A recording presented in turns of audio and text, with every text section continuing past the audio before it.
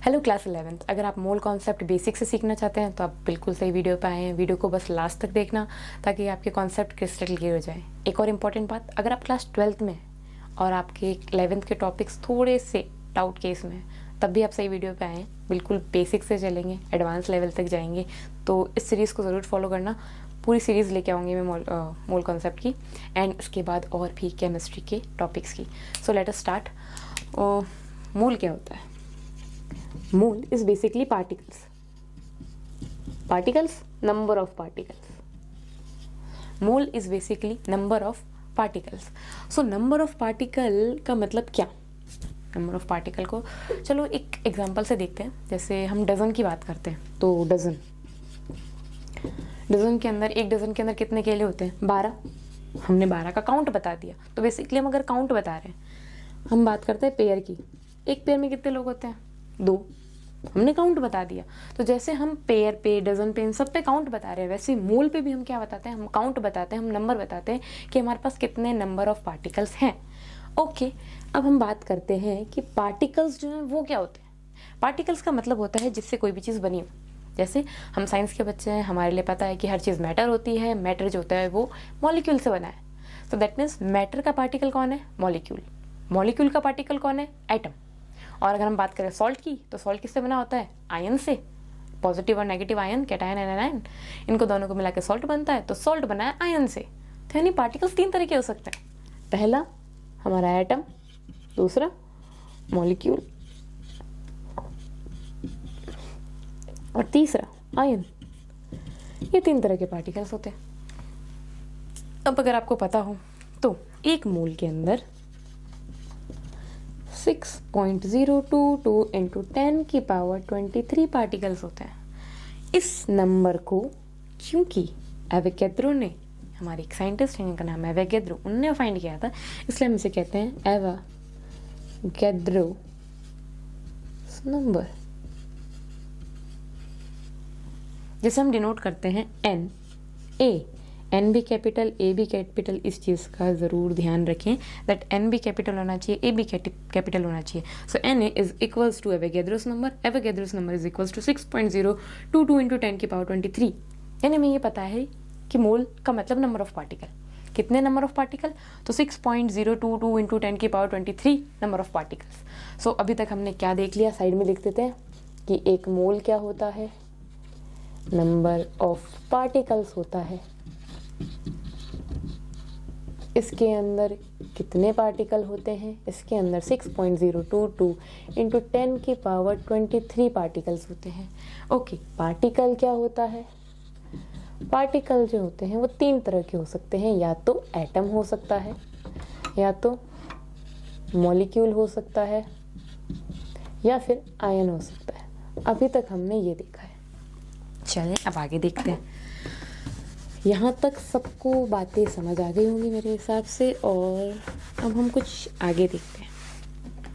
So next ये है कि हम देखते हैं दैट एक atom of hydrogen, 1 atom of hydrogen, इसका मास कितना होता है? इसका मास होता है 1 AMU, या जिसे हम कह देते हैं 1 U। ओके, अब हम कह रहे हैं 1 मोल ऑफ हाइड्रोजन का मास कितना होगा?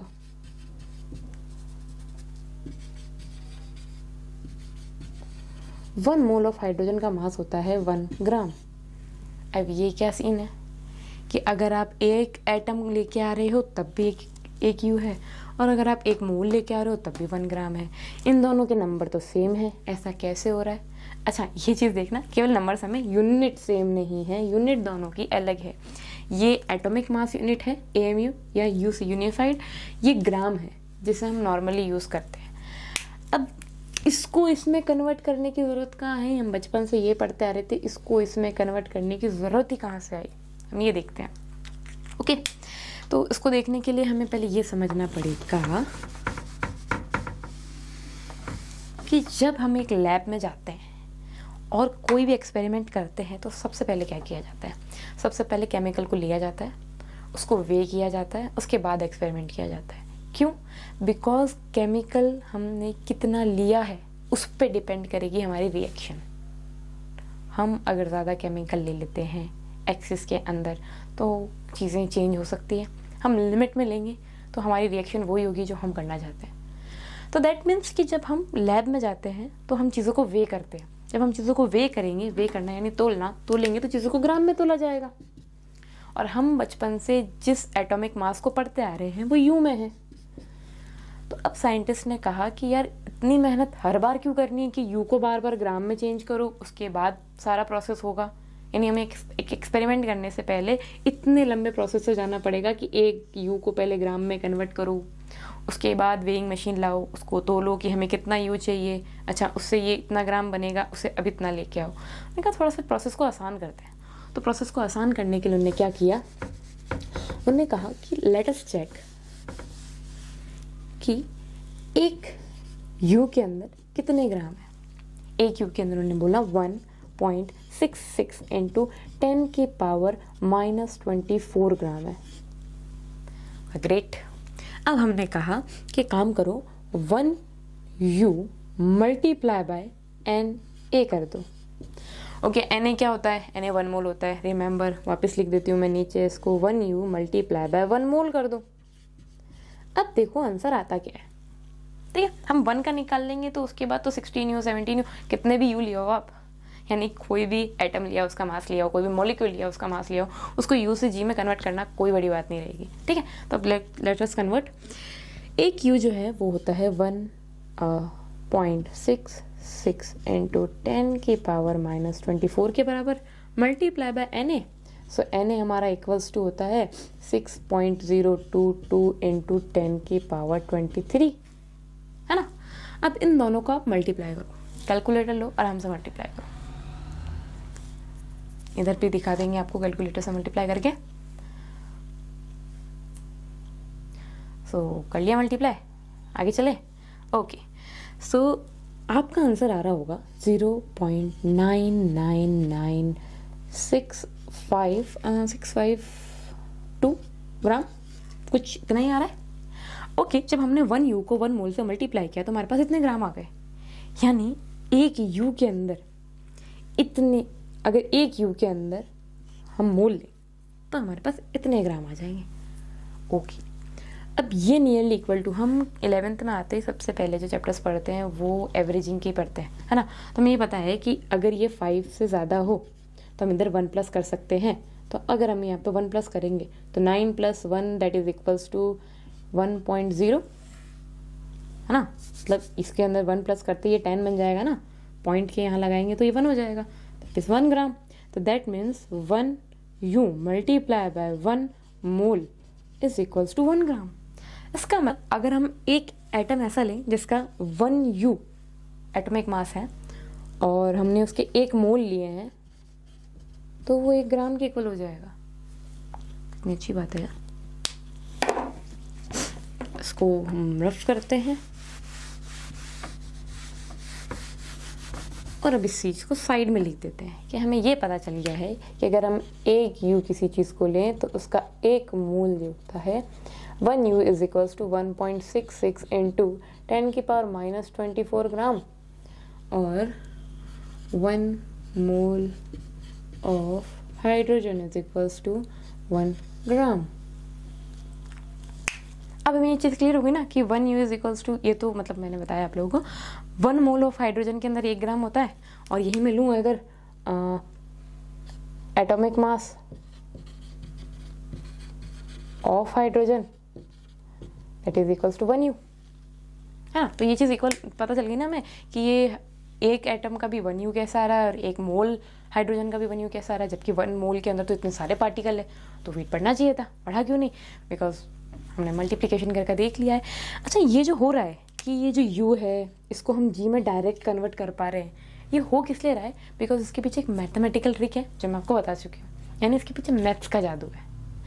ये अच्छा एग्जैक्ट वैल्यू नहीं आती, आप कभी भी मल्टीप्लाई कर लो एग्जैक्ट वैल्यू नहीं आएगी, सारी वैल्यू एवरेज में आएगी। साइंटिस्ट क्या चाहते हैं, चीज़ों को आसान करना, तो उन्होंने आसान करने के लिए क्या किया, चीज़ों को ग्राम में कन्वर्ट कर दिया। क्योंकि जब भी लैब में आप वेइंग करोगे आप ग्राम में करोगे, यू तो में यूनिफाइड वैल्यू में तो कर नहीं सकते, ग्राम में करोगे। सो उन्होंने क्या किया, चीज़ों को सिंप्लीफाई कर दिया। सिंप्लीफाई करते समय उनको एक मैथमेटिकल बीच में ट्रिक मिल गई, या आप कह सकते हो मैथमेटिकल हैक मिल गया, या एक मैजिक मिल गया, मैथमेटिकल मैजिक मिल गया, जिसके अंदर उन्हें ये पता चला कि यू को जी में कन्वर्ट किया जा सकता है। और आप देखोगे तो अप्रॉक्स वैल्यू सेम आ रही है। हम साइंस में कभी भी चीज़ों को एग्जैक्ट फाइंड नहीं कर सकते, हम कम से कम एरर के साथ और अप्रॉक्स फाइंड कर सकते हैं। साइंस के अंदर जब भी किसी चीज़ को फाइंड किया जाता है तो बहुत सारे एक्सपेरिमेंट किए जाते हैं। बहुत सारे एक्सपेरिमेंट क्यों किए जाते हैं? एक ही एक्सपेरिमेंट से क्यों नहीं आंसर निकालते? बिकॉज एक एक्सपेरिमेंट के अंदर एरर्स हो सकते हैं। एरर्स को मिनिमाइज करने के लिए हम बहुत सारे एक्सपेरिमेंट्स कर रहे हैं, है ना। सो ऐसे ही यहाँ पर हमने एरर को मिनिमाइज करने के लिए बहुत सारी चीज़ों के साथ इसको कंपेयर किया, और हमको हर बार यही पता चला कि u इज इक्वल्स टू जी आ रहा है, जहाँ पे अप्रॉक्सीमेटली ऐसा आ रहा है। यानी हम एग्जैक्ट नहीं पहुँच पा रहे, बट अप्रॉक्स पहुँच रहे हैं, और वो अप्रॉक्सीमेशन लेके हम चीज़ों को आगे कंटिन्यू कर सकते हैं। डन। चले अब हम आगे देखते हैं कि हमें आगे क्या समझना है। सो हम आगे ये समझने वाले हैं दैट कि एक मोल के अंदर 6.022 इंटू 10 की पावर 23 पार्टिकल्स ही क्यों है भाई? इतने पार्टिकल ही क्यों लिए? क्या रीज़न है इसका? तो अगर आप लोगों को याद हो, बचपन से हम पढ़ते आ रहे हैं कि हम ना कार्बन 12 को लेते हैं, अपना एम बनाते हैं कार्बन 12। अब इससे कंपेयर करके चलो, हमको चीज़ें आसानी से मिलती जाएगी। हमें जो ये AMU मिला है ना, AMU, या फिर ये जो हमें U मिला है, ये भी हमें कार्बन 12 की बदौलत ही मिला है। कार्बन 12 का मतलब मेरे हिसाब से आपको पता होना चाहिए। कार्बन 12 का मतलब होता है कार्बन का ऐसा आइसोटोप जिसका मास जो है वो 12 हो, ओके, जिसका एटॉमिक मास जो है वो 12 हो। डन, उसे कार्बन 12 कहते हैं। आगे चलते हैं, मेरी हाथ से आगे चलते हैं। ओके, सो हम क्या देख रहे थे कि एक मोल के अंदर 6.022 इंटू 10 की पावर 23 पार्टिकल्स ही क्यों है? बिकॉज हम कार्बन 12 एटम को लेंगे, अब उसके 12 ग्राम को लेंगे। यानी हम साइंटिस्ट ने क्या किया, कार्बन 12 आइसोटोप को लिया, उसके 12 ग्राम उठाए। उसके 12 ग्राम उठाने के बाद उन्होंने बहुत सारे एक्सपेरिमेंट्स किए, बहुत सारे एक्सपेरिमेंट, इलेक्ट्रोस्कोपी, एक्सरे, XYZ, बहुत सारे एक्सपेरिमेंट्स। उन सारे एक्सपेरिमेंट्स को करने के बाद उन्हें एक ही चीज़ पता चली कि दैट कार्बन 12 के 12 ग्राम के अंदर उनके पास 1 मोल पार्टिकल्स प्रेजेंट है। यानी कार्बन 12 के 12 ग्राम के अंदर, चलो कार्बन 12 नहीं बोलते, थोड़ा सा कन्फ्यूजन क्रिएट हो जाती है उसकी वजह से। कार्बन के 12 ग्राम के अंदर 1 मोल पार्टिकल प्रेजेंट है। कार्बन एटम को अगर मैं 12 ग्राम लूँ, यानी कार्बन एलिमेंट 12 ग्राम लिया जाए, तो उसके पास 1 मोल पार्टिकल है। 12 ग्राम के पास 6.022 इंटू 10 की पावर 23 पार्टिकल्स है। इसलिए हमने 1 मोल के अंदर इतने पार्टिकल्स क्लासीफाई कर दिए। ओके, अच्छा, ये सब आपको लोगों को समझ आ गया होगा, बहुत अच्छे से समझाने की कोशिश की है मैंने। आई होप आप सबको क्लियर हो गया होगा। कुछ नहीं क्लियर हुआ हो तो मुझे कमेंट्स में बता दें।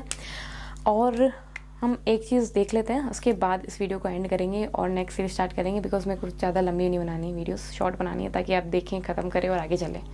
अभी हम सिर्फ कॉन्सेप्ट समझें, न्यूमेरिकल अगली वीडियो में करेंगे। तो अगली वीडियो के लिए चैनल को सब्सक्राइब कर दें ताकि नोटिफिकेशन आपको मिल जाए। नोटिफिकेशन के लिए बेल आइकन भी दबाना पड़ता है। ओके, सो देख लेते हैं लास्ट चीज़, उसके बाद एंड करते हैं इसको। हमको ये पता होना चाहिए that n equals to number of mole, small m is equals to given mass and capital M is equals to molar mass. Okay, what is molar mass? सबसे पहले आपको ये समझाते हैं मोलर मास क्या होता है। थोड़ी सी वीडियो फिर लंबी खींच जाएगी। मोलर मास क्या होता है? मोलर मास यानी आप किसी भी मॉलिक्यूल को उठा के आ जाओ, उसका ग्राम में कितना मास होगा। एक होता है AMU, यूनिफाइड वैल्यू में मास, U में मास, एक होता है ग्राम में मास।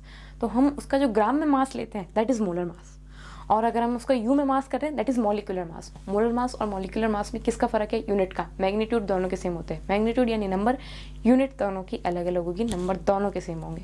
ठीक है, ओके। जैसे हम बात कर लें, अगर H2O का मोलर मास कितना होगा? 18 ग्राम पर मोल। ओके, इतना इसका मोलर मास होगा। ठीक है, H2O का 18 ग्राम पर मोल मोलर मास होगा। नेक्स्ट अब देखते हैं हम गिवन मास। गिवन मास का मतलब है कि हम क्वेश्चन कर रहे होंगे हमेशा, मतलब हमने ये सब सारी चीज़ें क्यों सीखी है, ताकि हम क्वेश्चन कर पाए। तो हमारे क्वेश्चंस के अंदर हमेशा एक गिवन मास दिया हुआ होगा कि हमने इतना लिया है कार्बन को, अब आप बताओ कि उसमें कितने मोल है ना, हमने इतना ग्राम कार्बन लिया है, आप ये बताओ कितने मोल लिए। सो उसे हम कहते हैं गिवन मास, जो हमें क्वेश्चन में दिया जाए। नंबर ऑफ मोल, हमें क्वेश्चन में नंबर ऑफ मोल फाइंड करने के लिए कहेगा। अच्छा, मॉलिक्यूलर मास या मोलर मास जिसे हम कहते हैं, मोलर मास जो है वो क्वेश्चन में नहीं गिवन होगा, हमें पता होना चाहिए, इतनी साइंस हमें आनी चाहिए। ये हम न्यूमेरिकल करेंगे जब मैं वो भी सिखा दूंगी, ठीक है। सो इन तीनों से रिलेट करके एक फॉर्मूला बनता है, that is n is equals to small m upon capital M, यानी कि number of mole is equals to given mass upon molar mass. Number of mole is equals to given mass upon molar mass. So last चीज़ जो हमने देखी है that is n is equals to small m upon capital M. Okay, so इस video के अंदर हमने क्या क्या देख लिया है, वापस रिकैप कर लेते हैं। एक मोल का मतलब होता है नंबर ऑफ पार्टिकल। कितने नंबर ऑफ पार्टिकल होते हैं? 6.022 इंटू 10 की पावर 23 पार्टिकल्स होते हैं। पार्टिकल का मतलब क्या होता है? पार्टिकल मतलब एटम हो सकता है, मॉलिक्यूल हो सकता है, आयन हो सकता है। और हमने एक ये चीज़ देखी कि 1 U is equals to this much of gram and 1 mole of hydrogen is 1 gram and also 1 atomic mass of hydrogen is 1 U। और हमने लास्ट चीज़ ये देखी कि मोल निकालने का फॉर्मूला क्या होता है, यानी हम किसी भी क्वेश्चन के अंदर नंबर ऑफ मोल कैसे निकाल सकते हैं, that is n is equals to small m upon capital M, that is given mass upon molar mass. So let us end it over here. Already video बहुत लंबी हो चुकी है। Thank you. और न्यूमेरिकल्स के लिए नेक्स्ट वीडियो को ज़रूर देखें। Thank you.